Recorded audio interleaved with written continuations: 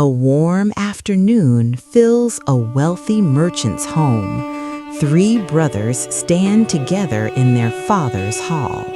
Karim, the youngest, smiles with gentle, kind eyes. Rashid looks sharp and cunning, while Hassan stands strong but easily led.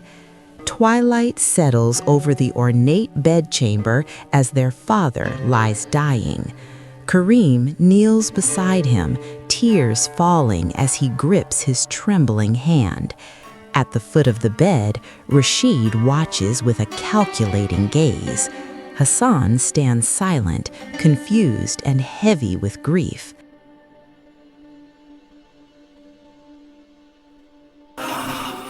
My sons, I leave you each 1,000 gold sequins. Morning light pours through latticed windows as an elderly lawyer in cream robes announces the inheritance. 3 identical leather pouches rest on the ornate table, each holding a fortune of gold sequins. Karim accepts his share with quiet respect and gratitude. Time passes, and the Arabian marketplace comes alive at dawn. Spices scent the air as merchants call beneath silk awnings. 3 neighboring shops stand side by side, blue for Karim, green for Rashid, and orange for Hassan. What a glorious day for a gathering of friends. Indeed, and the market is bustling today. The harbor glows orange beneath the setting sun. A wooden merchant ship sways gently, white sails poised to rise. On the deck stands Rashid, travel-worn yet sharp-eyed, his face burning with ambition. A year later, the marketplace hums with afternoon trade. Karim pauses as a shadow darkens his shop doorway. A skeletal beggar stands there, but those cunning eyes and sharp chin are unmistakable. Karim freezes, realizing it is Rashid in rags. Brother, I have nothing. I lost everything. Please. Steam curls through the private bathhouse, marble gleaming softly. Karim kneels, pouring warm water over Rashid's scarred, sunburned back. The proud merchant is gone. In his place stands a thin, trembling, broken man. Evening lamplight bathes Karim's sitting room in warm amber. Silk cushions and Persian rugs reflect his modest, honest prosperity. Karim sits across from Rashid, now clean and finely dressed. Between them rests a leather pouch heavy with gold. I've doubled my inheritance. 2,000 sequins now. Half is yours. Afternoon sunlight floods the sitting room, thick with tension. Hassan stands with arms crossed, his round face hardened by rare stubborn resolve. I'm going, he declares. Rashid traveled. Now I will too.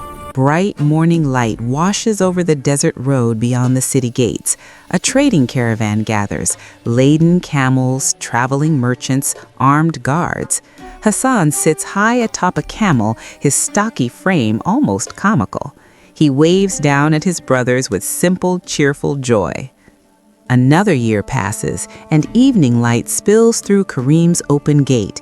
His courtyard fountain splashes gently, roses bloom all around.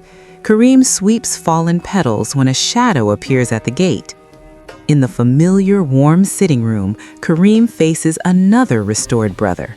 Hassan, now clean, nourished, and clad in new orange robes, sits across a leather pouch of gold. Rashid lingers in the doorway, his expression unreadable. Under the bright midday sun, the marketplace thrives. 3 neighboring shops display silk, spices, and pottery. Karim greets customers beneath his vibrant blue awning. Rashid counts coins under green, and Hassan arranges pottery beneath orange, all brothers' fortunes restored. Evening lamplight flickers across Karim's sitting room as the 3 brothers face one another. Rashid leans forward, animated, urging, "A trading voyage, all 3 of us together. Think of the profits." Hassan nods eagerly beside him, following Rashid's lead. But Karim sits with arms crossed. You both traveled. You both returned with nothing. Why would I risk everything we've rebuilt? The warehouse buzzes with activity.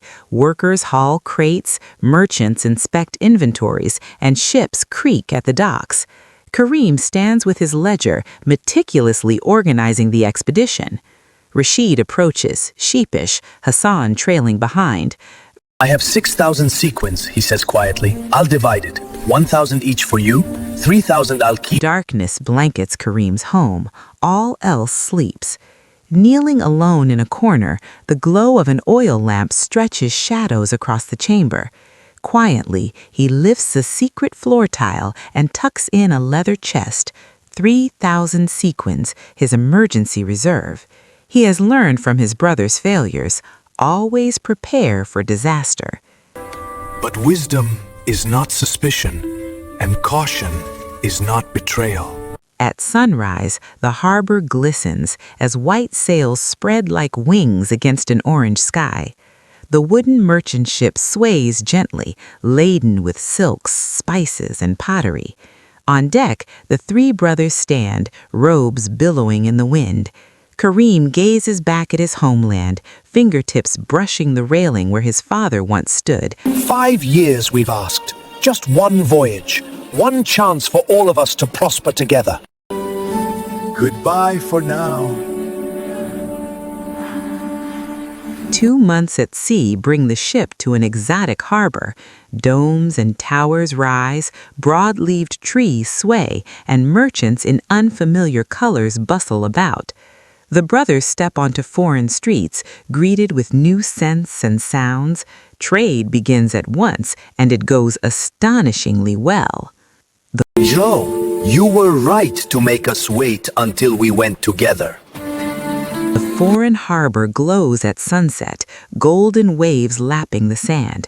Karim strolls along the shore, content after weeks of successful trade, wealth and respect at hand. Then he sees her, a young woman kneeling in his path, beautiful despite her dirt and torn brown dress, bare feet and tangled black hair. Her sea-green eyes gleam with an otherworldly shimmer, striking even through her poverty. Please help me. I have nothing and no one.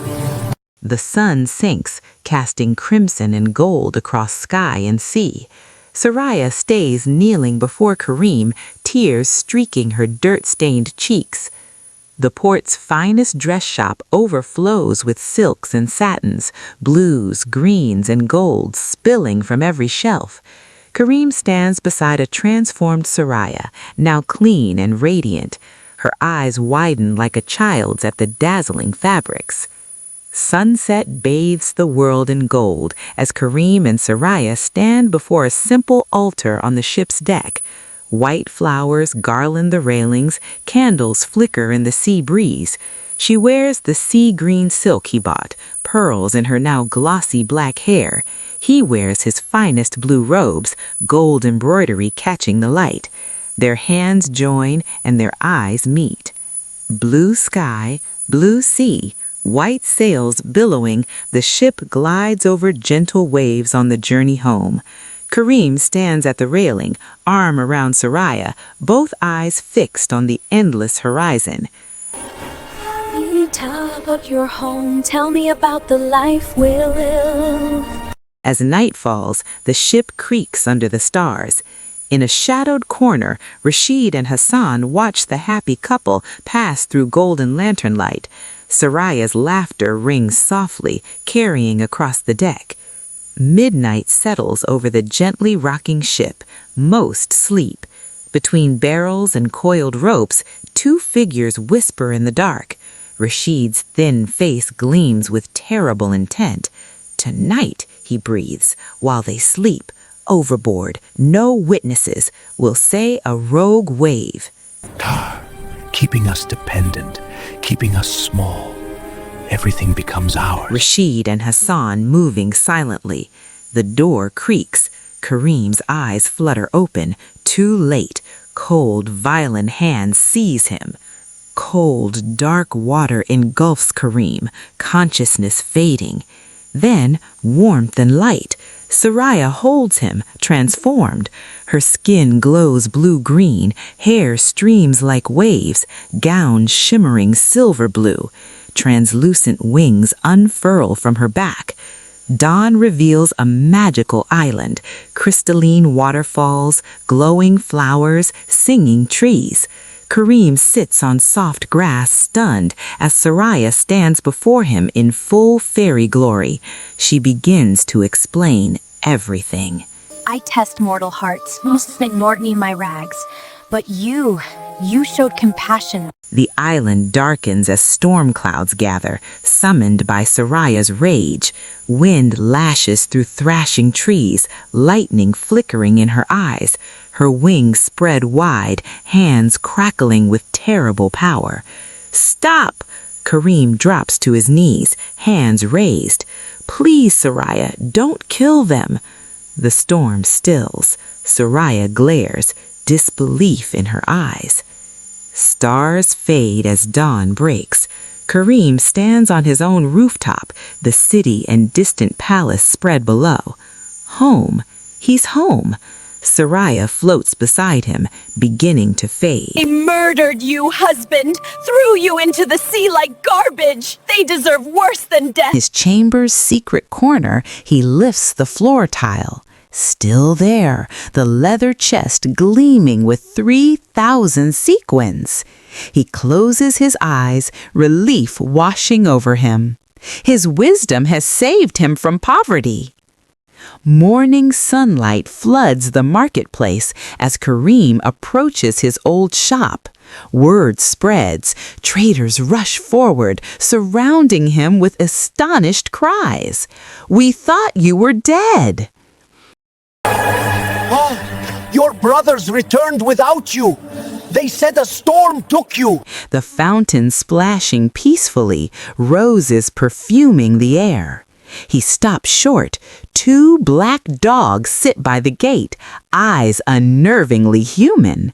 One is thin and angular, ears pricked. The other stocky and broad, ears flopping sadly. Blue-green light floods the courtyard as Soraya appears, radiant in fairy form, her expression both grim and satisfied. Karim stands frozen between her and the 2 cowering dogs. No, you asked for mercy, she says. I granted it. In my way. Soraya's light begins to fade. Karim rises, reaching for her. "Soraya!" She smiles sadly, her translucent form dimming with each heartbeat. Nearly 10 years have passed. A lone camel carries Karim, older now, gray at his temples, still kind and handsome. Beside it trot 2 faithful black dogs, thinner, grayer, still following. The thin one, the stocky one, his brothers nearing the end of their sentence. I forgave you long ago.